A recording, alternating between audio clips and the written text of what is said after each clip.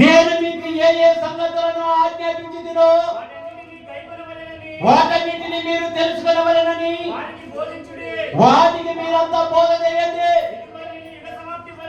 ఇదిగో నేను యుగ సమాప్తి వరకు యేసు మహారాజుకి. నూతన నిబంధనలో కూడా ఎప్పుడు ఉంటాడంట? సదాకాలం ఆయన మనతో కూడా ఉంటాడు.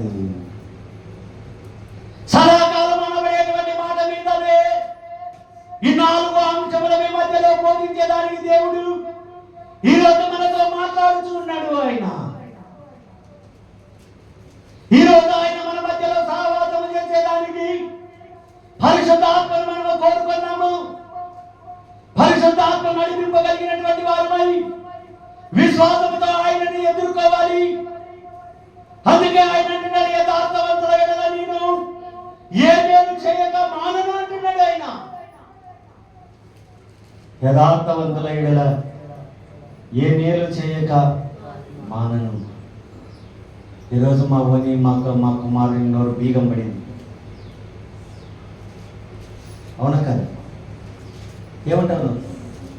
అవును. మా ఇమ్మానుయేలు గారికి బీగం పడింది. బీగం వేసినాడు, వాడు వచ్చి లాక్ చేసేసినాడు. లాక్ చేస్తాడు.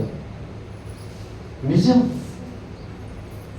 ఇట్లా యథార్థముగా మాట్లాడితే వానికేమో బాధనా? వానికి బాధ అయినా కానీ నేను మాట్లాడేది అలా. నాయనని వారు కూడా కావాలి అంటే అవగాహనలోనికి రావాలి. వాడు ఏమంటే ఎక్కడ నేడు శిక్ష ఉందా? బైబిల్ చదివిన వారికి శిక్ష, బైబిల్ చదివిన వారికి 7 ఏళ్ళు జైలు, బైబిల్ చదివిన వారికి జుల్మాన్ 10,000 ఉందే. మళ్ళీ ఎందుకు అపవాది కార్యాలు బీగం వేసేస్తాడు. ముందుకు ఇక పడిపోతూ ఉన్నాడు వీడు. ఎనికి లాగేయాలి. నా సహోదరుడిని మన మధ్యలో చూసిలా నేను ఒకే ప్రార్థన చేస్తున్నానని. ఏం ప్రార్థన చేస్తున్నావంటే, నీలాంటి దైవ సేవకుని మరలా నువ్వు గతించకముందే ఒకరిని లేపు తండ్రి అని నేను ప్రార్థన చేస్తాను. Very good. నుంచి చాలా మీరంతా ఏం చేస్తున్నారా? వీడు ఎట్లా మనల్ని మాట్లాడితే వీడు చచ్చిపోయారని ప్రార్థన చేస్తున్నారా?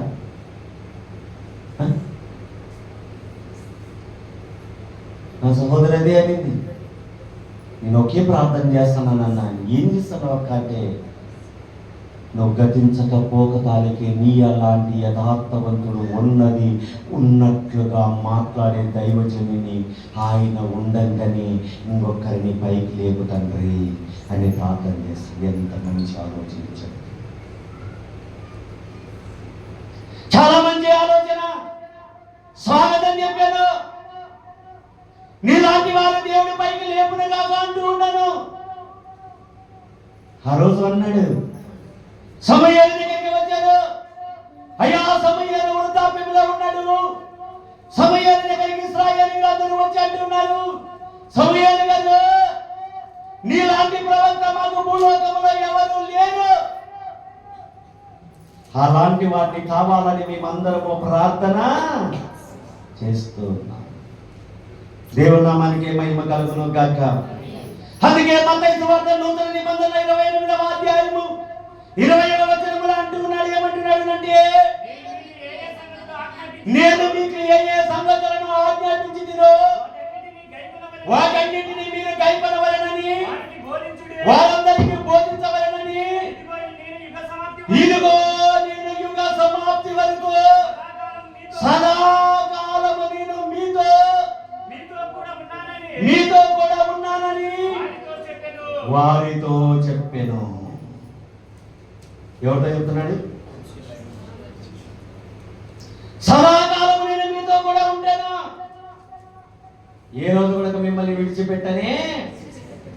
విడిచిపెట్టాను.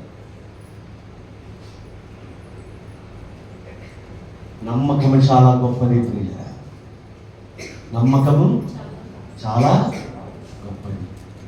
అందుకే నాయుడు కన్యక యేసుక్రీస్తు ప్రభు దగ్గరికి వస్తే, ప్రభువా నా కుమార్తె సావసిద్ధంగా ఉంది, నీవు వచ్చి బ్రతికించవా అంటే అప్పుడు ఆమెతో అంటాడు, కుక్క పిల్లలకి రొట్టె ముక్కలు వేయుట తగ్గునానంటే అప్పుడంటది ఆమె, ప్రభువా కుక్క పిల్లలు గుడక యజమానుడి బల్ల మీద నుండి రాలినటువంటి ముక్కలు తిని తృప్తి పొందును కదా.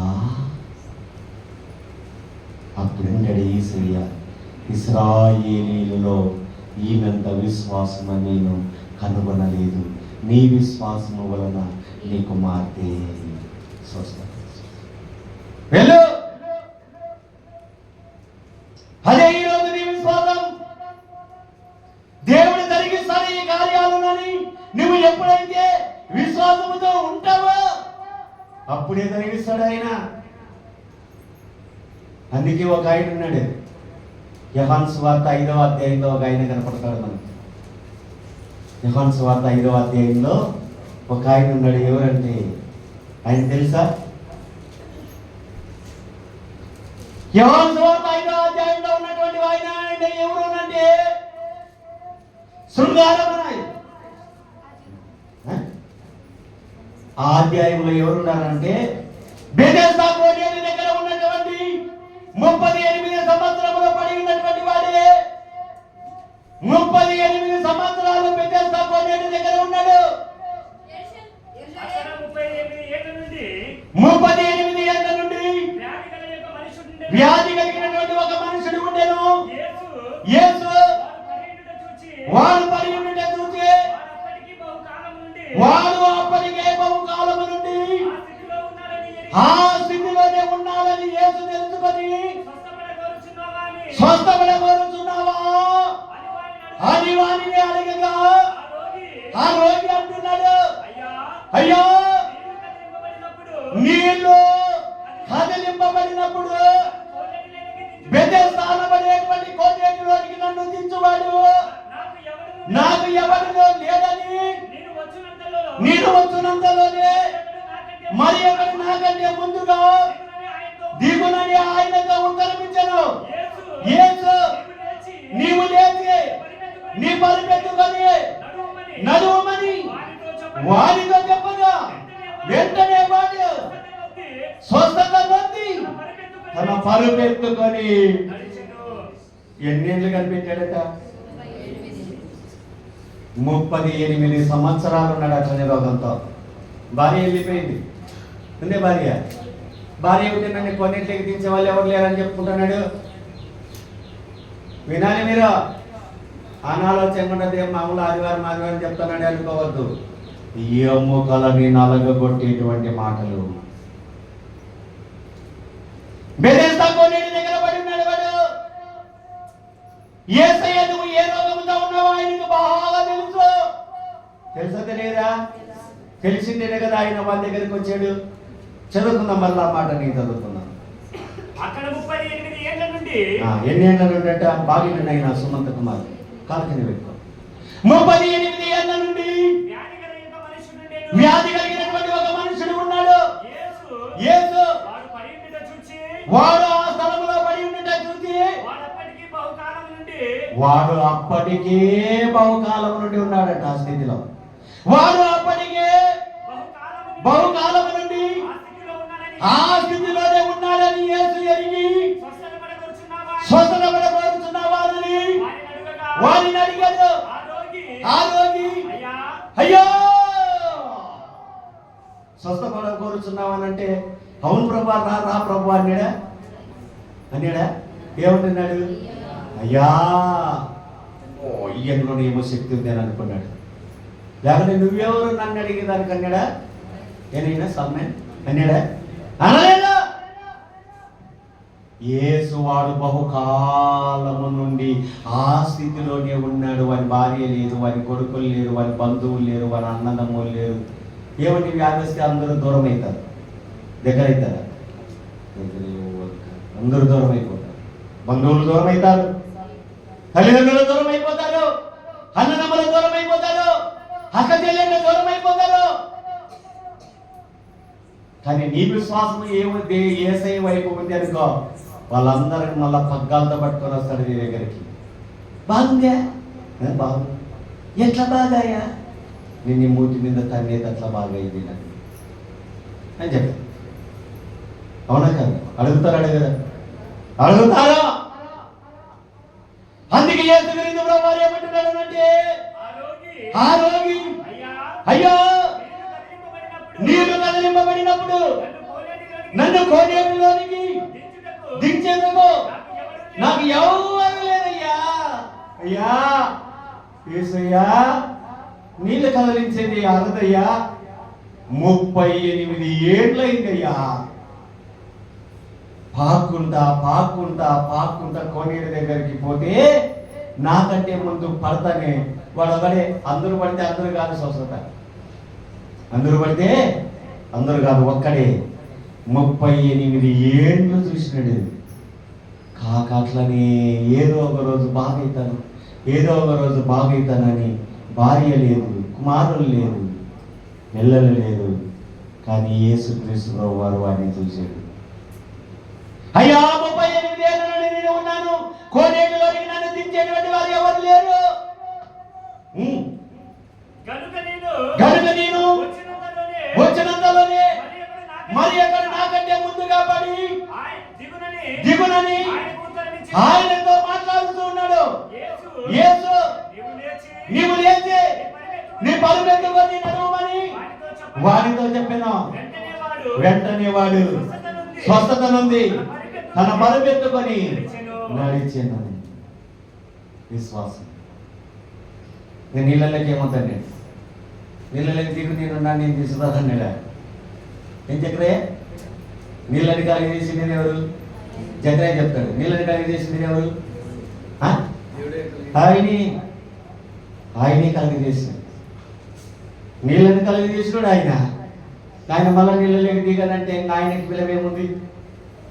అందుకే దైవజనుడు ఏమన్నాడంటే, రోగులను కొందరిని చూచి బాగు చేయని అనలేదు. రోగులను కొందరిని చూచి బాగు చేయని అనలేదు. రోగములని వాననకైనా యోగము వదిలిపలేదు. రోగి రోగులను మించు యోగి తానని తెలిసిన యేసు క్రీస్తు వారి కదలినుడి. ఏలేయులారా యేసు క్రీస్తు వారి కదలినుడి. యేసుమహారాజుకి ఎవరి కథ? ఏం చాలా పెడతారు? ఎవరి కథ ఏంటన్నామా? యేసయ్య కథ. ఇక నిన్ను ముగింపులోనికి వచ్చాను ప్రియులారా. యేసుక్రీస్తు ప్రభువారే మాట్లాడుతూ ఉన్నాడు. దైవజనులైన రోగులను కొందరిని చూసి నేను బాగా చేయలేను, నా దగ్గర మందు లేదు, పోటీ అనలేదు ఆయన. మన మధ్యలో బయటకు వచ్చింది నా ఆత్మీయమైనటువంటి వదినే హవమ్మ గొంతుకు ఉన్నటువంటి గడ్డ 40 ఏళ్ళు అయింది. 40 ఏళ్ళు అయింది కదా, వైద్యం గొప్ప 50 ఏళ్ళు అయింది గడ్డ. నిజమే కదా? నిజం లేదా? ఏమనుకుంటున్నారు మీరు? 50 సంవత్సరాలు అంత మాత్రం ఏరియా వాళ్ళకి గడ్డ ఉంటే గడ్డ ఉంది ఆపరేషన్ చేసుకోపోయే చచ్చిపోతావు, పిల్లలు ఉన్నారు నీకు అంటారా? అట్లా గడ్డ ఆపరేషన్ చేసుకున్నటువంటి మన గ్రామంలో ఉన్న దళవై బాలు చచ్చిపోయాడు. మా అమ్మ చెప్పింది, నైనా బాలు గడ్డ ఉంది చేయించుకోకపోతే అమ్మ చేయించుకున్నాడు, కర్నూలు పోయి చేయించుకున్నాడు, చచ్చిపోయినాడు. అంటే గడ్డతో చనిపోలేదు, గడ్డ చేయించుకుని వచ్చి బ్రతికాడు. మళ్ళీ ఒక 15 ఏళ్ళు 20 ఏళ్ళు 30 ఏళ్ళు బతికినాడు, మనకైతే తెలుసు. చచ్చిపోయాడు. కానీ నా తల్లి, నా ఆత్మీయమైన వదిని 50 సంవత్సరాలు గడ్డ ఉన్నా కానీ ఏ రోజు కూడా తన తినేటువంటి ఆహార స్వరానికి అడ్డం రాకుండా దాన్ని దేవుడు ఏం చేసినాడు? అంతర్ధానంగా కట్టేసినాడు. అట్టే నిలబడింది. గడ్డ మీరు చూడండి, ఇట్లా పట్టుకుంటే గడ్డ కనపడుతుంది. నేను ప్రార్థన చేసినప్పుడు నాకు కనపడుతుంది. కనపడుతుందే కనపడదా? కళ్ళు లేవా మీకు? కనబడుతుంది. కానీ ఆ గడ్డ స్వరం అన్నం తినేదానికి అడ్డం తగలచ్చా తగలకూడదా? గొంతులోనే ఉంది, తగలచ్చు. కానీ ఎవరున్నారు? సృష్టికర్త అయినటువంటి నా తండ్రి ఆ గడ్డని స్వరానికి తగలకుండా ఏం చేసినాడు? నిలబెట్టేసినాడు. నన్ను చూసైనా కానీ బ్రతకండి రాని తన కుమారులకు చెప్పరే, నా గడ్డని ఆపరేషన్ చేయాలంటే మీరంతా బేల్దారి పనులకి వెళ్ళి అల్లాడి సావాలరా. కానీ నా దేవుడు నా గడ్డని నా ఆహారానికి అడ్డం లేకుండా చేశాడు. ఇంకా నేను బ్రతికే దానికి 50 సంవత్సరాలైనా కానీ ఎందరో ఆమె లాంటి వయసు కలిగినటువంటి వారు ఆమె ముందరనే మరి ఎన్నడూ రానటువంటి స్థలానికి వెళ్ళిపోయినారు. మనమందరము ఆయన పై రూపాన్ని చూస్తున్నాం, కానీ ఆమెలో ఉన్నటువంటి అంతరంగాన్ని సృష్టికర్త పరిశోధించి ఆమెలో ఉన్న గడ్డని కట్టేశాడు. ఇట్లా అనకూడదు, ఇట్లా అనకూడదు, ఎట్లుండాలా అంతే. నువ్వు అట్లేగా ఎన్నేళ్ళు? నా కుమార్తె నా దగ్గరకు వచ్చేంత వరకు, నా కుమార్తె నా దగ్గరకు వచ్చేంత వరకు కదలకూడదు, నా ఆజ్ఞ. అందుకే నిలబడింది.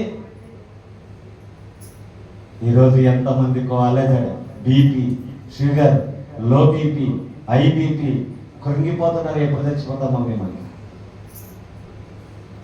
అవునా కాదు? అవును. కానీ క్రీస్తునందు మనం ఎప్పుడు చనిపోయినటువంటి వారిని పైకి లేపగలిగిన దేవుడు. ఇంకా చివరిగా ప్రియులారా, మొదటి దశలోనిలకు రాసినటువంటి పత్రిక 4వ అధ్యాయం 7వ వచనం అంటున్నాడు చివరిగా. నూతన నిబంధనలోని మొదటి దశలోనిలకు రాసినటువంటి పత్రిక 4వ అధ్యాయంలో ఆయన మాట్లాడుచు 7వ వచనంలో అంటూ ఉన్నాడు, పరిశుద్ధులాగుటకై దేవుడు మనలను పిలిచడు కానీ అపవిత్రులుగా ఉండుటకు పిలవలేదు. ఎట్లుంది దానికి పిలిచినాడంటే ఆయన? వినాలి వినాలి, నేను ముగించేస్తాను. తలాల కింది పంచుకోదు. ఏమంటున్నాడు ఏమంటే, నేను మిమ్మల్ని అందరినీ ఏం చేస్తాడంటే ఇంకా పరిశుద్ధులుగా చేసేదానికి. పాడుతున్నామా లేదా మనం పాట? బైబిల్లో ఉండేటివే పాటలో, కొత్తవి ఏం కాదు. ఏం జన్మస్ గారు పరిశుద్ధిని చేసి పరిశుద్ధిని చేస్తానే ఏమిస్తాడట? ఆయన వరములు దయచేస్తాడు. నువ్వు పరిశుద్ధినివే కాకపోతే ఆయన వరం మనలోనికి రాని రా. అందుకే అంటున్నాడు తెస్సలోనికీయులకు రాసినటువంటి మొదటి పత్రిక 4వ అధ్యాయం 7వ వచనములో, పరిశుద్ధులు ఆగుటకే దేవుడు మనల్ని అందరినీ పిలిచెను గాని అపవిత్రులుగా ఉండుటకు ఆయన మనల్ని పిలవలేదు. కాబట్టి ఉపేక్షించువాడు మనిషిని ఉపేక్షింపబడడు. కానీ దేవుడు తన పరిశుద్ధాత్మను అనుగ్రహించినటువంటి దేవునికి ఉపేక్షించుచున్నాడు. సహోదర ప్రేమను గురించి మీకు రాసేదానికి అక్కరలేదు. మీరు ఒకరికి ఒకరు ప్రేమించుకున్నట్లు దేవుని చేతనే ఏర్పరచబడింది. సహోదరుని ప్రేమను గురించి నేను మీకు వ్రాయనక్కరలేదు. ఈరోజు సహోదరుల్ని ప్రేమిస్తూ ఉన్నారు. ఉన్నారా? ప్రేమించే వాళ్ళు ఉన్నారా? తక్కువ, వెరీ గుడ్, తక్కువైనా. కానీ దేవుని నమ్మినటువంటి పిల్లలు ప్రేమిస్తారు. ప్రేమించరా? దేవుని నమ్మినటువంటి పిల్లలు ప్రేమిస్తారు. సహోదరుని వాని సొమ్ము తినరు, తింటారా? వాని ఆస్తిని తినరు. అందుకే యేసుక్రీస్తు ప్రభు వారి దగ్గరకు వచ్చి ఒక ఆయన వచ్చి, ఎన్ని సంవత్సరాలు నేను ప్రేమించాలో నా సహోదరుని అంటే ఏమన్నాడు? ఎన్ని సంవత్సరాలు ప్రేమించాలి, ఎన్ని మాటలు ప్రేమించాలని అడిగినాడు. 70 మారులు. 70 సంవత్సరాలు ప్రేమించంటే వాడున్నాడు. సచేంత వరకు నువ్వు ప్రేమించాలి అంటున్నావు. కానీ ఈ రోజుల్లో దేవుని నమ్మినటువంటి పిల్లలలో కూడా సహోదరులకు ప్రేమ లేని, నేను బ్రతికితే, నా పిల్లలు బ్రతికితే, నా భార్య బ్రతికితే, మా వాళ్ళు బ్రతికితే చాలు. ఇంకా మిగతా వాళ్ళకంటే వాళ్ళ ఇష్టం, నాకేముంది, నాకు తెలియదు. ఎక్కడ పోయినాడు మీ అన్న, ఎక్కడ పోయినాడు మీ తమ్ముడు అని అంటే ఏమో నాకు తెలియదు. ఏమబ్బా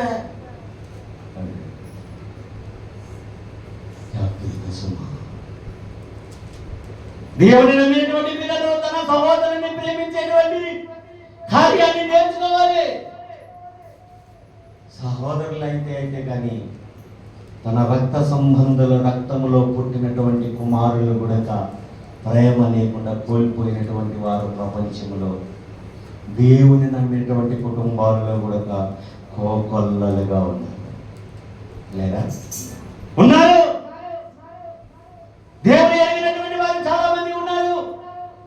అందుకే ఆయన మాట్లాడినటువంటి మాటల్లో 2 మాటల్లో ఒక మాట ఏమంటున్నాడు అంటే, యేసుక్రీస్తులో వారిని గురించి ఆయన అంటూ ఉన్నాడు. యేసయ్య ఏం మాట్లాడుతున్నాడని మనం చూస్తే మత్తయి సువార్త 7వ అధ్యాయము చివరి వచనములో అంటూ ఉన్నాడు. మత్తయి సువార్త 7వ అధ్యాయము చివరి వచనములో చివరి వచనం, యేసు ఈ మాటలు చెప్పి ముగించినప్పుడు జన